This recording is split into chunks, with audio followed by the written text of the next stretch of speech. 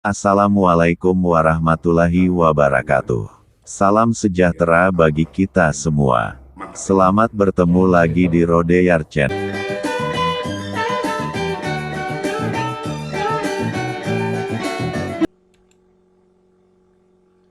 Ketemu lagi kita pada teori konsumsi dengan pendekatan ordinal, khususnya kepuasan maksimum. Saya ulangi, teori konsumsi pendekatan ordinal, khususnya kepuasan maksimum. Jadi, pada contoh sebelumnya, waktu konsumen mengkonsumsi pisang dan roti. Ini budget line atau garis anggaran. Ini kurva indifference. Sepanjang kurva ini, tingkat kepuasan yang diterima oleh konsumen adalah sama. Persinggungan kurva indifferent ini dengan budget line pada titik warna kuning ini, disinilah konsumen itu memperoleh kepuasan maksimum. Pada titik di sini, konsumen tidak bisa karena di luar garis anggaran. Memang kepuasan pada warna kuning sama di sini sama, tapi pada warna kuning, anggaran konsumen bisa memenuhi kebutuhan untuk konsumsi pisang dan roti. Maka jika kita perjelas di sini, persinggungan antara kurva indifferent atau disebut sebagai indifferent curve pada warna putih lingkaran ini titik persinggungan kurva indifferent dengan budget line.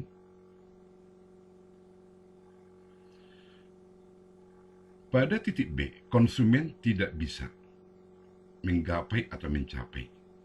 Pertama, karena di luar garis anggaran ini. Kemudian, di luar dari budget line. Dan di luar daripada kurva indifference. Titik D. Ini bisa dicapai dari anggaran, karena masih di dalam kotak anggaran. Titik C sama titik A tingkat kepuasan sama. Tapi, titik C tidak bisa dicapai karena di luar garis anggaran. Kendati pun titik A sama titik C sama tingkat kepuasan, maka kepuasan maksimum itu terjadi pada persinggungan antara kurva indifference dan budget line. Jadi C ini tidak dapat dicapai.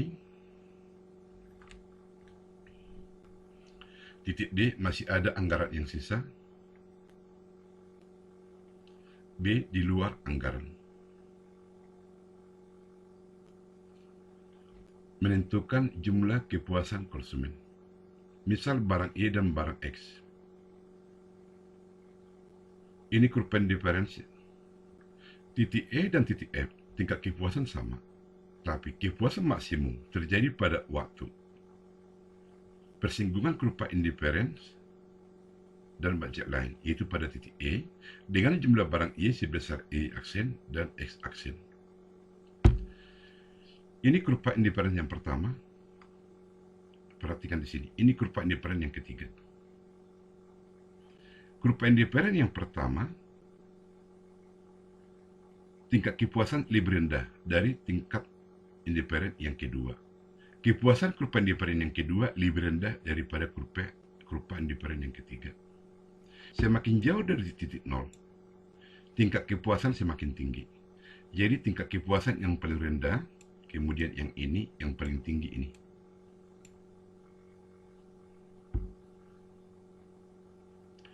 Jadi pada titik A dan B ini menunjukkan kepuasan konsumen belum optimal. Demikian juga pada titik E ini, inilah kepuasan yang titik optimum. Pada titik F juga tidak optimal, di luar anggaran. Demikian juga titik D. Memang tingkat kepuasan paling tinggi titik D. Secara matematik, titik singgung antara kurva indifferent ini dengan budget line itu ditunjukkan oleh marginal rate of substitution antara X dan Y. Itu sama dengan kemiringan dari budget line, ini menunjukkan kemiringan budget line, perubahan Y sebagai akibat perubahan X, itu sama dengan marginal utility barang X dibagi marginal utility barang Y. Nah, ini kurva indifference. Kemiringannya ini, ya, kemiringan ini, kurva indifference ini adalah marginal utility barang X dibagi marginal utility barang Y. Lebih mendalam nanti ini bisa kita pahami di ekonomi manajerial ataupun teori ekonomi mikro.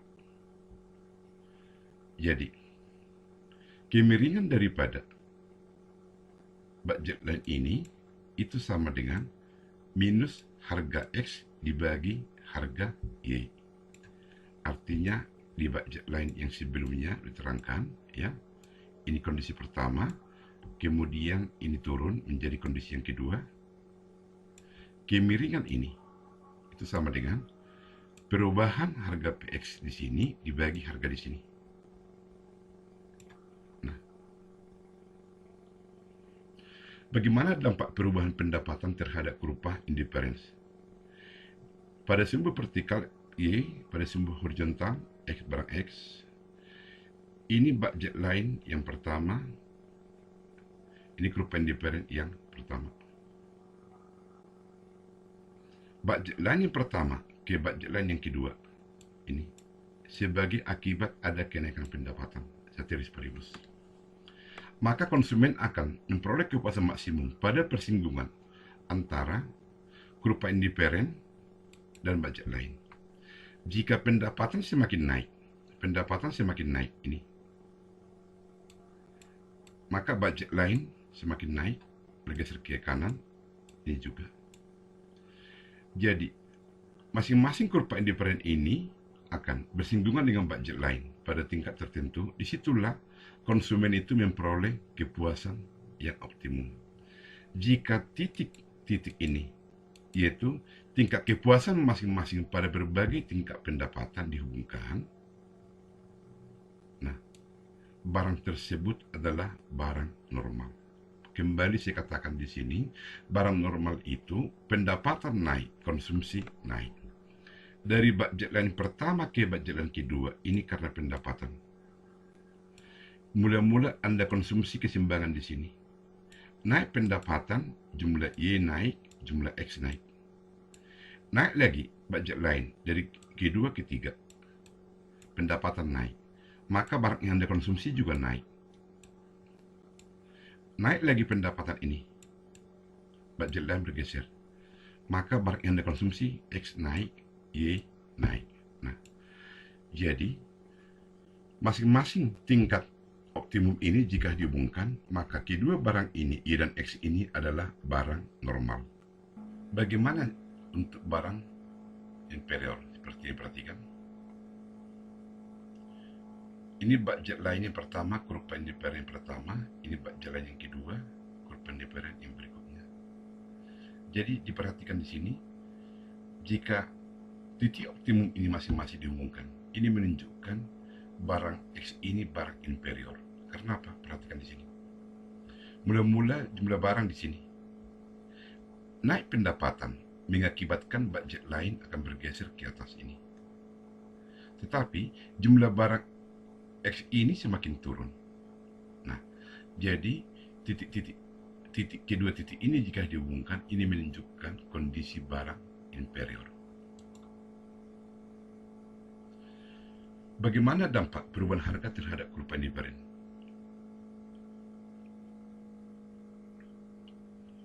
Ini kurva indifference pertama, ini budget line. Pada persinggungan ini selangi titik optimum, tingkat kepuasan maksimum konsumen mengkonsumsi barang Y dan barang X sebanyak Y1 dan X1. Kemudian pergeseran budget line dari B1 ke B2 ini sebagai akibat harga X ini semakin turun, ya. Dari B1 ke B2 sebagai akibat harga X semakin turun, maka ini kurva indifference yang kedua. Persinggungan budget line dan kurva indifference pada titik di sini, ini merupakan kepuasan maksimum. Nah, dari sini dapat diturunkan menjadi kurpa permintaan. Ya, perhatikan di sini. Pada waktu harga X ini turun, ya, turun, jumlah barang yang diminta X ini semakin naik. Pada waktu harga X tadi belum turun, jumlah barang X1 itu di sini. Maka jika dihubungkan kedua titik ini, inilah dasar daripada hukum permintaan. Pengaruh perubahan pendapatan konsumen terhadap keseimbangan konsumen.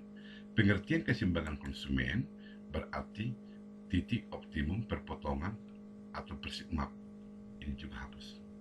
Pengaruh perubahan pendapatan konsumen terhadap keseimbangan konsumen, yaitu persinggungan antara kurpa indiferen dan budget lain.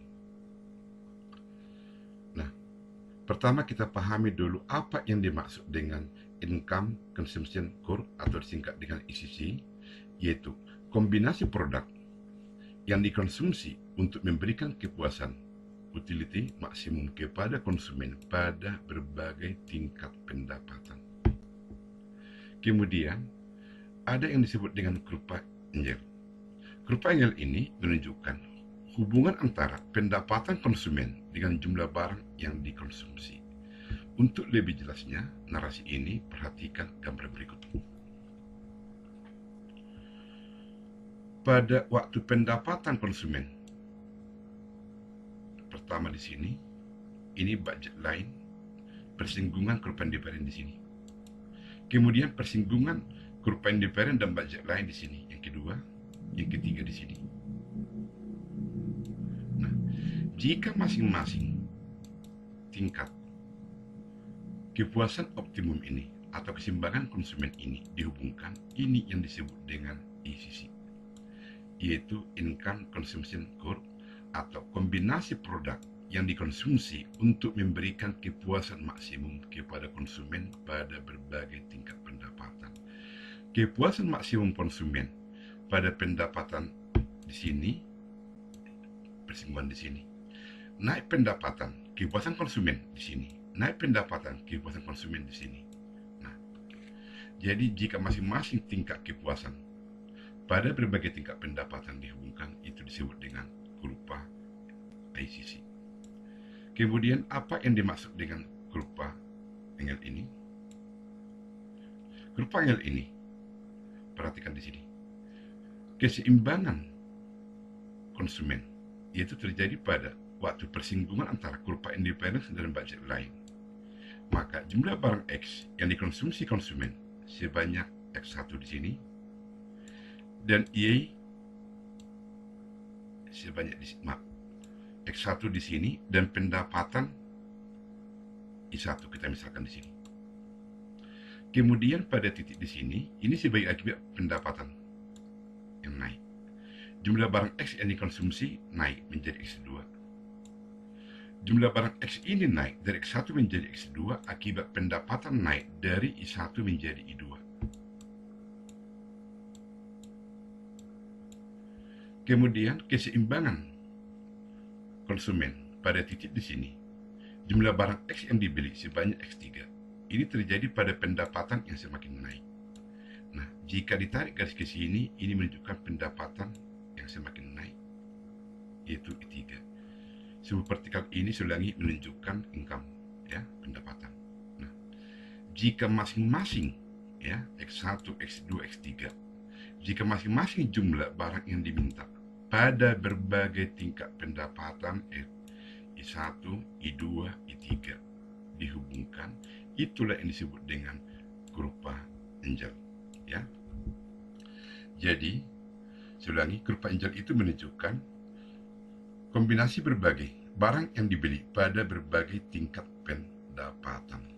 Jadi Anda harus pahami apa yang dimaksud dengan kurva ICC ini, apa yang dimaksud dengan kurva Engel ini. Bagaimana pengaruh perubahan pendapatan konsumen terhadap keseimbangan konsumen? Jadi di sini juga ada, kalau yang tadi karena perubahan pendapatan, ini karena perubahan harga. Maaf ya, ini bukan pendapatan, tapi karena perubahan harga. Ya. Maka yang ini disebut dengan price. Ya, kalau tadi income, ya, ini price. Itu price consumption curve atau disingkat dengan PCC. Kombinasi barang atau jasa yang dikonsumsi oleh konsumen yang memberikan kepuasan utility maksimum pada berbagai tingkat harga. Pada waktu harga, ya,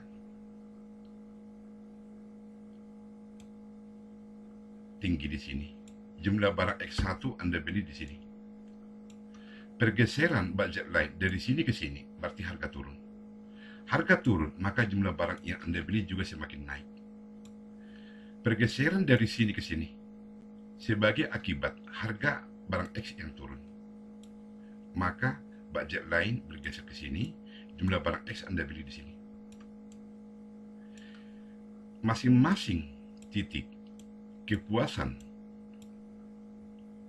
optimum konsumen pada berbagai tingkat harga itu disebut dengan PCC atau Price Consumption Curve, ya. Jadi kombinasi barang yang dikonsumsi konsumen pada berbagai tingkat harga.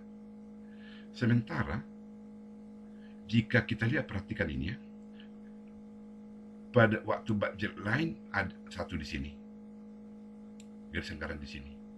Ini terjadi pada waktu kondisi harga barang itu tinggi, ya.